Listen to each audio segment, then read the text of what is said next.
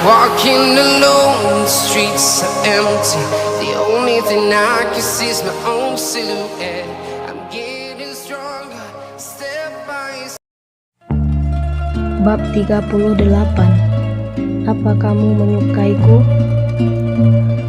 Di mana Radian? Amira tersentak dari dokumen yang ia susun. Perempuan berkemeja marun itu segera berdiri dan menyapa kakek tua yang bicara padanya. "Bisa diulangi, Pak, pertanyaannya? Maaf, tadi saya sedang tidak fokus." Kakek tua itu yang ternyata adalah Wijaya, kakek Radian, tersenyum culas. "Aku bertanya soal cucuku, manis. Sejak kapan Radian merekrut sekretaris secantik ini?" Amira berdiam kikuk. "Radian, maksud saya Pak Radian, sedang ada rapat di tempat direksi." Sial, Amira malah keceplosan memanggil Radian dengan panggilan nama. "Radian?" tanya Wijaya mengangkat alisnya terkejut. "Kamu memanggilnya sebatas nama?" "Maaf Pak, saya salah bicara," ucap Amira menunduk, mengutuk dirinya yang keceplosan. Tiba-tiba, tanpa Amira duga, Wijaya menyentuh rahangnya dan mengangkatnya agar mendongak. "Tidak ada yang salah dari itu, cantik. Kalau aku jadi Radian, aku juga akan melakukan hal yang sama." Amira perlahan-lahan melepaskan wajahnya dari jemari Wijaya. Dia tersenyum kikuk ditatap intens itu oleh Wijaya. Diam-diam, Amira menahan diri. Dia menahan emosinya sendiri. Demi apapun, tatapan kakek tua itu sangat menghina dirinya. Saat kedua mata sayu itu menyasar dadanya, Amira tidak dapat menahan diri untuk berkata ketus. "Bapak bisa menunggu Pak Radian di ruangannya, di sebelah sana." "Di sebelah mana?" "Aku sering mengunjungi Radian, tapi kamu tahu sendiri otakku sudah tua untuk mengingat alamat dalam jangka waktu panjang," kata Wijaya dengan senyum menakutkan tercetak di bibirnya. Amira masih bisa tersenyum. "Biar saya bantu memulihkan ingatan Bapak. Bapak tinggal lurus lalu belok kanan, kemudian belok kiri. Di sana ada ruangan yang ada plat wakil direkturnya." "Kenapa tidak kamu antar saja aku ke sana?" Amira menghela nafas, tapi tidak menunjukkan rasa gelisahnya. "Saya pikir Bapak bisa..." "Aku sudah katakan lupa. Aku memintamu mengantarku ke sana," pungkas Wijaya datar. "Oke, hanya mengantar ke depan pintu," ucap Amira menyabarkan hati. Tapi serius, dia tidak nyaman dengan gestur lelaki tua itu. Wijaya yang berwajah culas berhasil membuat Amira merasa dilecehkan hanya dengan tatapan. "Mari saya antar." Amira berjalan di depan menjadi pemandu. Seperti ucapan Amira, mereka hanya perlu lurus, belok kanan di pertigaan lorong, dan kemudian belok kiri. "Di sana ruangannya, Pak. Silakan Bapak menunggu di sana." "Apa kamu sibuk?" Amira tahu kemana arah pembicaraan ini. "Sedikit. Kalau begitu antar aku ke sana." "Baiklah," ucap Amira, hanya sampai di dalam. Amira mengingatkan dirinya sendiri. Amira sampai terlebih dahulu disusul Wijaya kemudian. Namun Wijaya malah menutup pintu ruangan Radian, membuat Amira gugup setengah mati. "Pak, maaf sebelumnya. Sebenarnya saya ditugaskan untuk..." Ucapan Amira menggantung karena terkejut oleh perlakuan Wijaya padanya. Lelaki tua yang memakai tongkat untuk membantu gerak kakinya itu mendorong bahu Amira sampai perempuan itu terduduk di sofa. "Radian akan memakluminya. Aku sebagai kakeknya sangat perlu ditemani. Daripada aku mati kebosanan, kan?" Wijaya terkekeh geli. Kumis berubannya bergoyang-goyang karena kekehan menyeramkan itu. Amira segera beranjak, namun gerakan dikunci oleh satu lengan yang tiba-tiba memegang pahanya yang terbuka. Amira mendesis lirih. Ini adalah pelecehan. Sebagai perempuan merdeka, Amira punya hak membela diri. Tidak peduli pelaku adalah kakek bosnya sendiri. Masa bodoh dengan jabatannya yang cuma sekretaris di sini. "Kakimu halus sekali," kikik Wijaya. Aku jadi tahu kenapa Radian betah sekali di kantor. Tolong angkat tangan Bapak dari kaki saya, desis Amira tajam. Oh, kamu tipe memerintah? Tentu saja cantik. Aku siap diperintah untuk mencapai kepu. Sialan tanganku. Pertanyaan tak senonoh Wijaya dipotong pekikannya sendiri. Demi apapun, dengan Wijaya baru saja dipiting perempuan berwajah menawan yang menampilkan citra lemah. Amira semakin menarik lengan Wijaya, menciptakan rasa sakit yang lebih kuat. Apa kamu pikir aku akan diam saja kamu lecehkan? Lecehkan aku selagi-lagi, dan aku akan mematahkan lenganmu. Lepaskan tanganku. Sementara itu, di ruang rapat, setelah rapat selesai, Radian tidak langsung keluar ruangan melainkan memeriksa email-email yang masuk ke akun miliknya. Dari belasan email bersubjek bisnis, ada satu username yang menarik perhatiannya. April 0102, hati-hati dengan Rahadi. Radian mengernyit bingung. Tiba-tiba username tersebut mengirim pesan selanjutnya, berupa screenshot chat yang tidak ia pahami.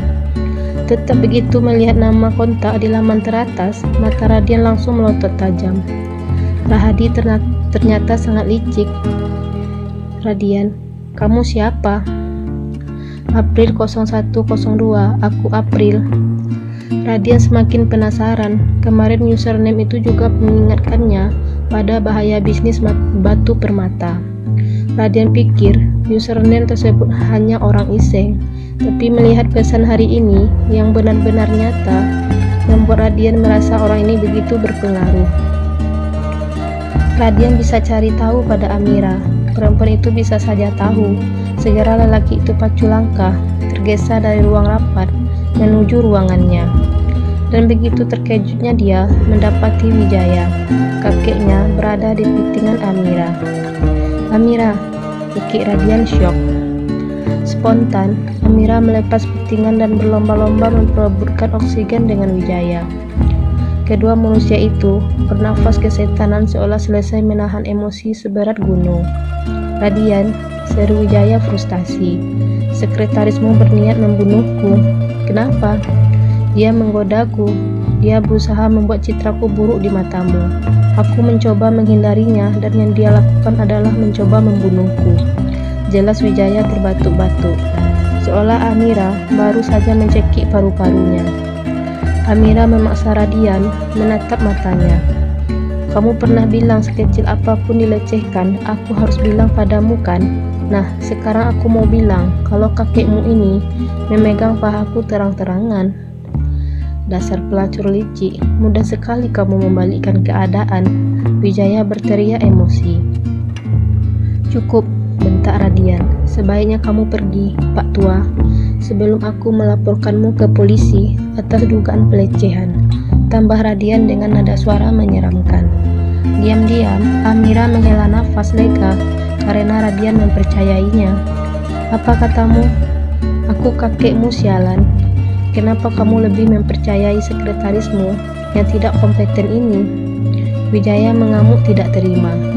Yang tahu dia kompeten atau tidak itu aku, bukan kamu. Ku bilang pergi dari kantor ini, getak Radian.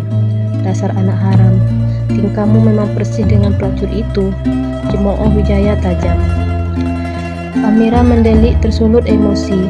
Dia melirik Radian dan ingin menyaksikan pembelaan lelaki itu. Namun, tatapan Radian begitu dingin sampai membuat Amira bingung.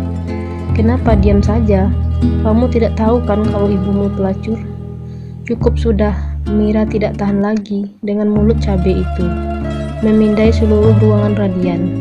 Mata Amira berbinar melihat segelas air putih yang tinggal seperempat milik Radian. Segera Amira raih gelas itu dan mengguyur wajah kakek tua itu. Mulutmu terlalu panas, Pak. Aku berbaik hati mendinginkannya, seru Amira riang. Wijaya menyentuh rahangnya yang basah kuyup. Lelaki itu menancapkan tatapan tajam pada Amira. Sialan, tangannya terangkat untuk memberi pelajaran. Amira yang sudah menduga harus bisa memejamkan mata. Sentuh sekretarisku sekali lagi dan aku akan memastikan Tangan keriputmu tinggal satu. Radian menarik jemari yang siap menampar itu dan mendorongnya kasar. Wijaya tidak berani melakukan hal lain lagi dan berjalan cepat keluar dari ruangan. Aku tidak menyesal telah menyiramnya dengan air, tapi kurasa aku tetap harus minta maaf. Biar bagaimanapun dia kakek kandungmu, prolog Amira pelan.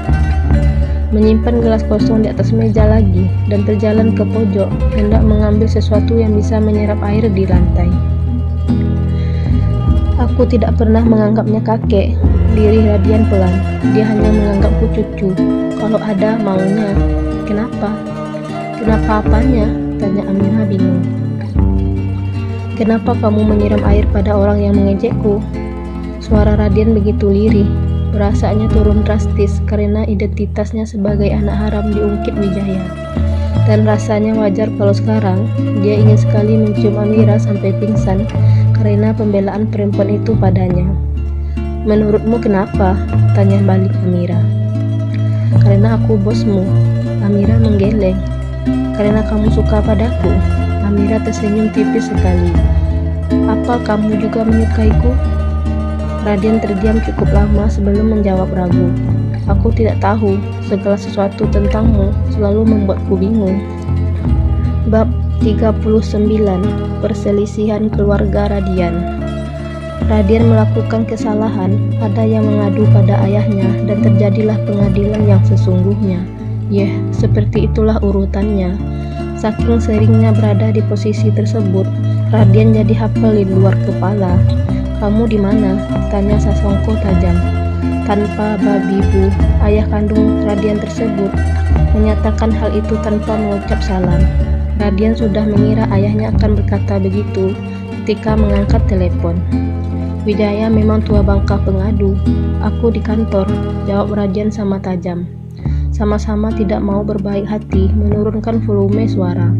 Pulang ke rumah, suruh Sasongko. Kita perlu membicarakan sifat lancangmu pada kakekmu sendiri. Nah, benar kan? Oke, sahut Radian acuh tak acuh. Langsung mematikan sambungan tanpa meminta izin terlebih dahulu pada Sasongko. Siapa? Tanya Amira dari seberang ruangan. Perempuan itu baru selesai membereskan berkas-berkas yang baru selesai ditandatangani Radian. Sekarang pukul 5 sore, beberapa jam menjelang pulang. Ayahku, jawab Radian pelan. Dia sekarang punya kesempatan memarahiku.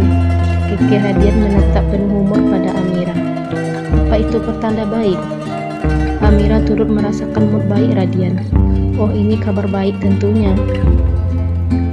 Sebenarnya itu pertanda buruk, Mir. Tapi karena sudah terbiasa, aku menganggapnya kabar baik. Pada jam makan malam, mobil Alphard Radian memberi klakson di depan gerbang tinggi rumah ayahnya. Satpam bertubuh gempal mendorong gerbang tersebut agar muat dilewati. Bapak mau menginap? Tanya satpam lain. Radian lupa namanya siapa. Bertanya saat Radian keluar dari mobil. Aku tidak menginap, jawab Radian datar. Oke siap pak. Timpal satpam tersebut menarik diri. Ia pikir Radian akan menginap. Kalau iya, satpam tersebut yang akan mengambil alih mobil untuk diamankan ke garasi di belakang.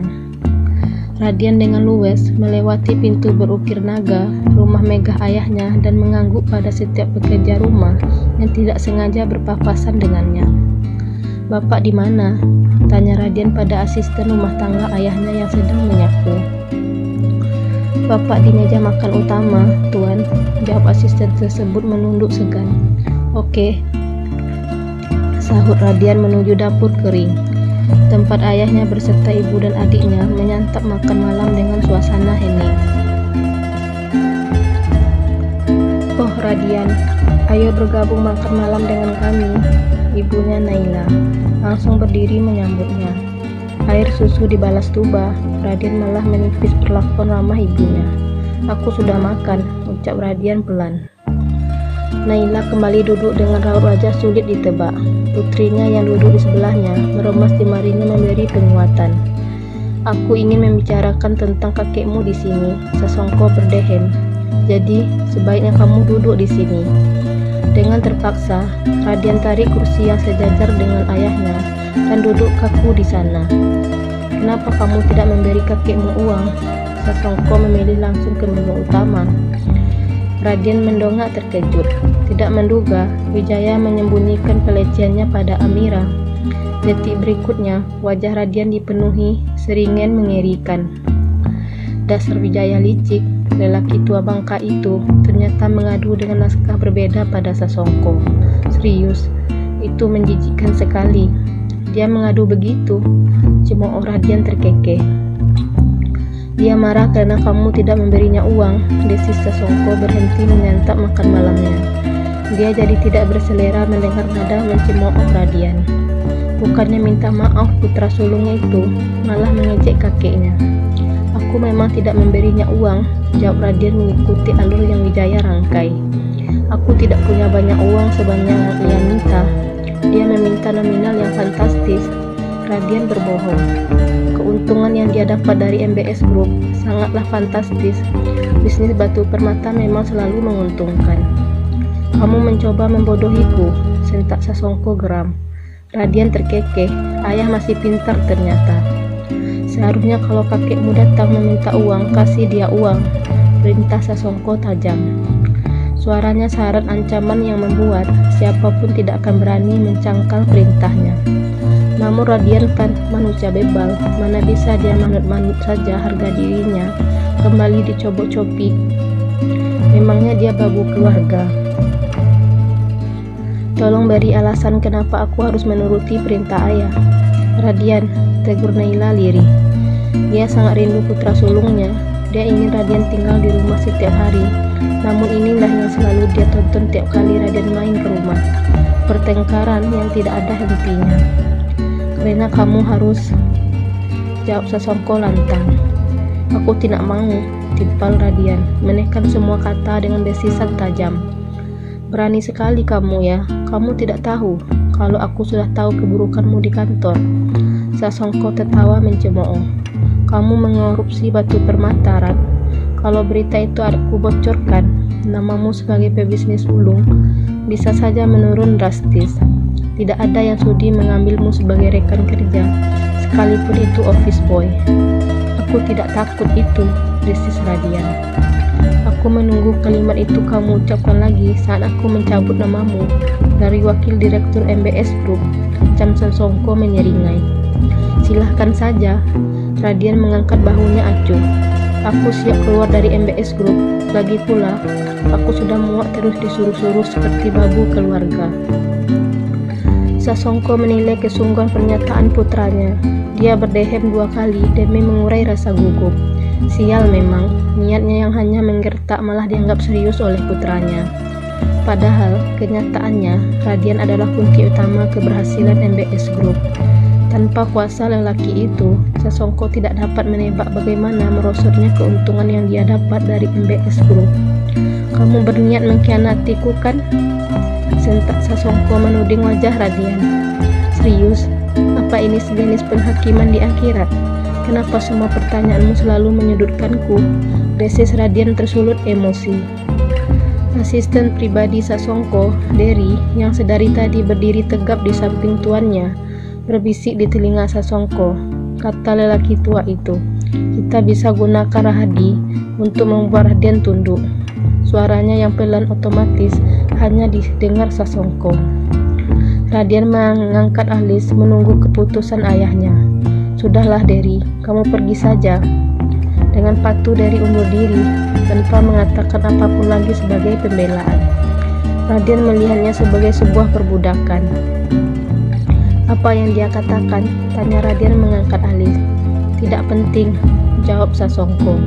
Yang penting di sini dan yang harus kamu ingat, jangan pernah beraninya mengkhianatiku.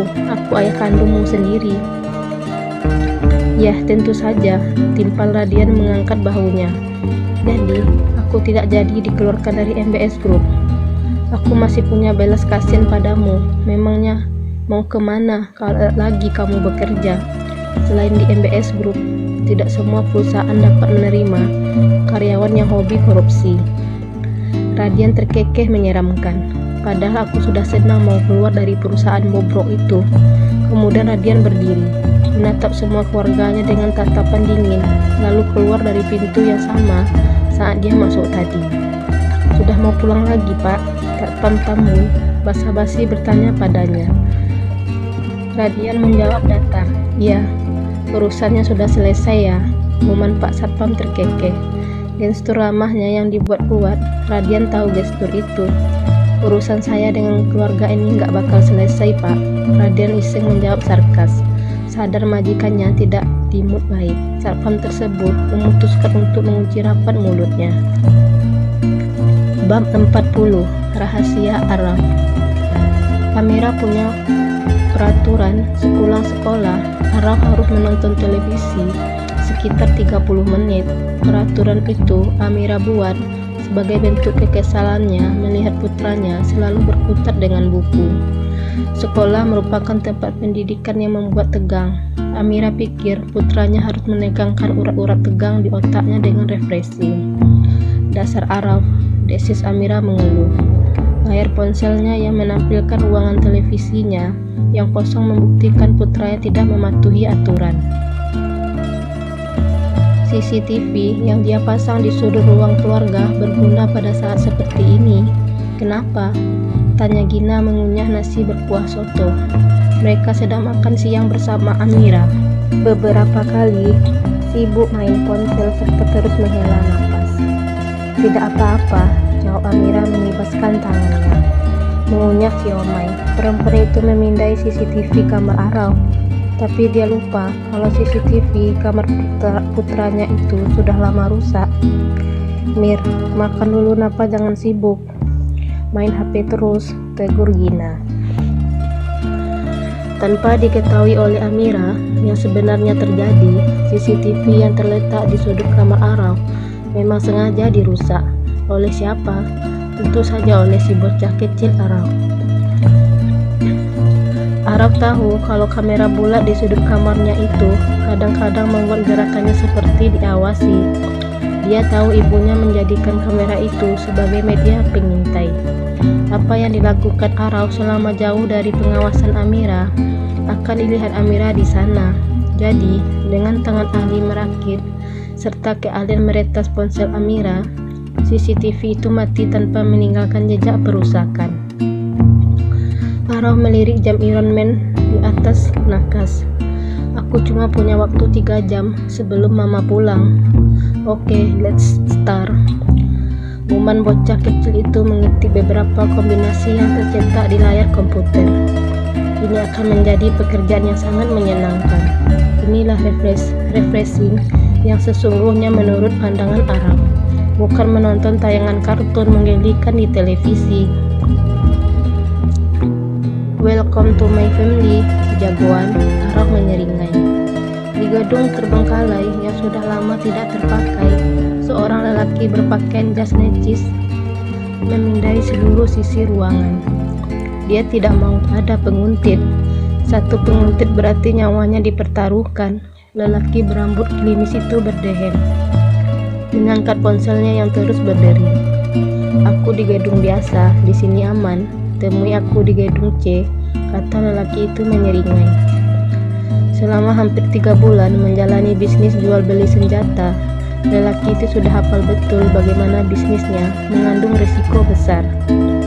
Pemerintah yang melarang jual beli senjata ilegal membuat gerakannya jadi amat terbatas. Namun karena bisnis itu sangat menguntungkan, jalan apapun diambilnya dengan risiko mati terbunuh dan mati membusuk di penjara. "Apa ada tanda-tanda mereka sudah datang?" tanya lelaki tersebut pada pengawalnya.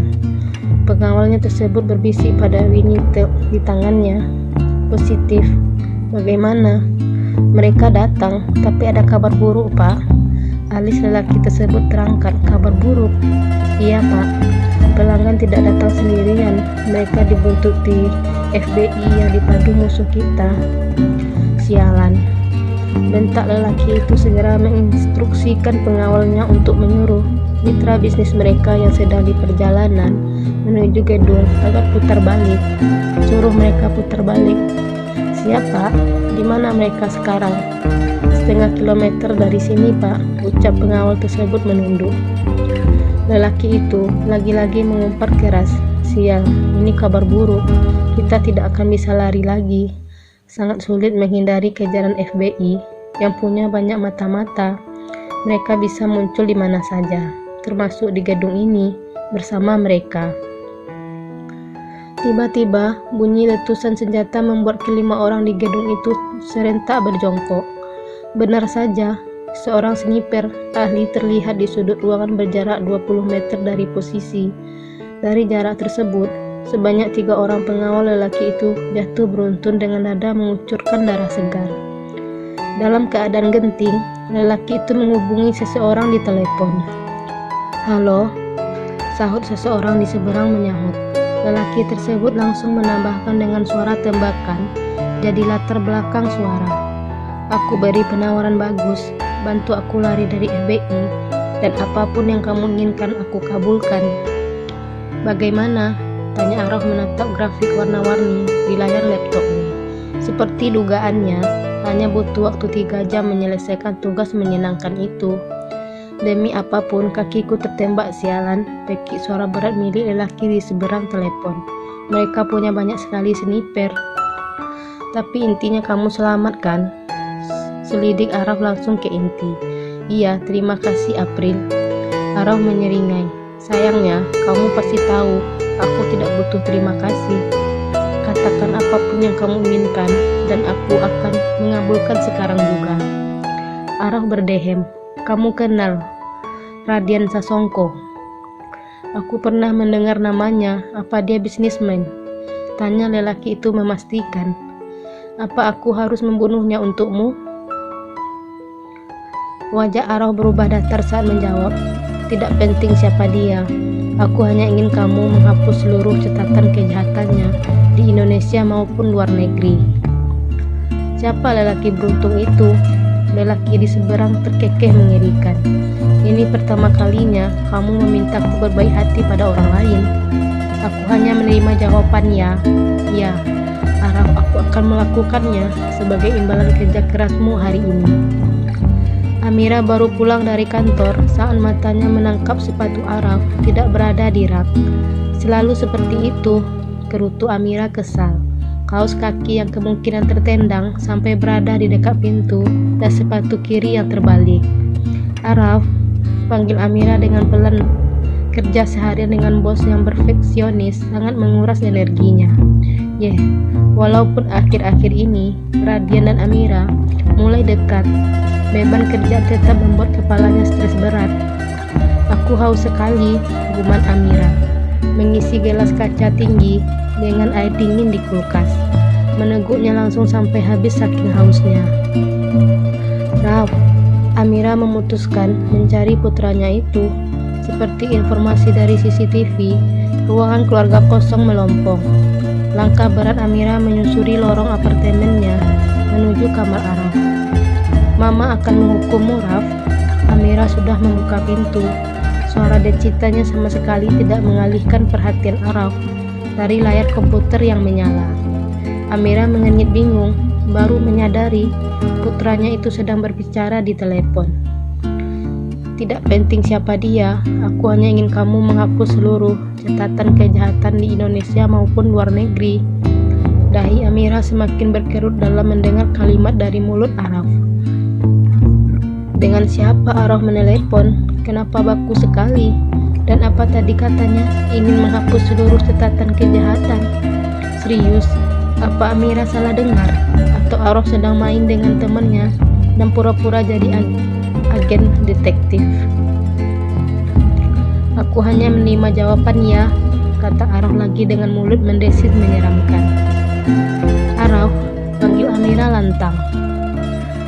Araf menolak terkejut. "Mama," tangannya langsung sigap menekan tombol off komputer. "Kamu barusan telepon siapa?" "Teman," jawab Araf menggaruk lehernya. "Aku sedang main detektif-detektifan." "Oh ya?" selidik Amira. "Iya ma, memangnya mama pikir aku menelepon dengan siapa?" Kekeh Araf mengambil punggung tangan mamanya dan mengecupnya. "Mama masuk nggak ngucap salam, nggak malu sama Tuhan apa?" Amira sama sekali tidak mengendurkan wajah datarnya mendengar candaan Araf. Ibu satu anak itu malah berjalan menuju meja belajar Araf dan mengambil ponsel putranya. Araf menahan napas saking gugupnya.